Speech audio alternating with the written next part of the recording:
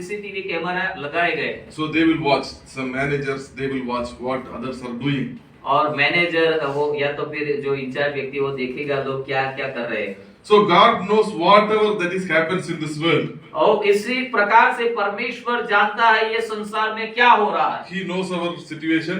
वो हमारी परिस्थितियों को जानता है। He knows whatever goes through in our life. हमारे जीवन में जो भी चल रहा है वो सब जानता है। Jacob doesn't know this in his life.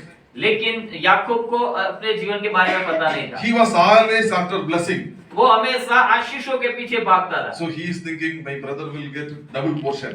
वो सोचता था मेरे भाई को दुगना हिस्सा मिल जाएगा। I will get only one portion. मुझे केवल एक ही हिस्सा मिलेगा। So somehow he got his birthright. तो इसीलिए वो कैसे भी करके उसके पहलौते का जो हक था वो उसने छीन लिया। So in today's world, many people they want only blessing. इसी प्रकार आज दुनिया में कई सारे ऐसे लोग हैं जिनको केवल आशीष चाहिए। So today, why you have come to worship the Lord? आज आप क्यों यहाँ पर परमेश्वर की आराधना करने आए हैं? Do you want the blessing or the blessing giving God? आप केवल आशीष को पाना चाहते हैं या तो आशीष देने वाले परमेश्वर को पाना चाहते हैं? Now he told a lie about his brother and he received a blessing. उसने अपने भाई के बारे में झूठ बोला और उसने आशीष को पा लिया। Because he doesn't know that God is watching all these things. क्योंकि वो नहीं जानता था कि परमेश्वर ये सब कुछ देख रहा है। Many a times we also behave like Jacob.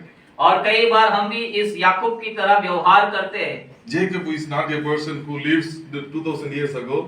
Yakub He is not a person who lived some 4000 years ago. याकूब एक ऐसा व्यक्ति नहीं है जो 4000 साल पहले जी गया था। So he is a person living within us.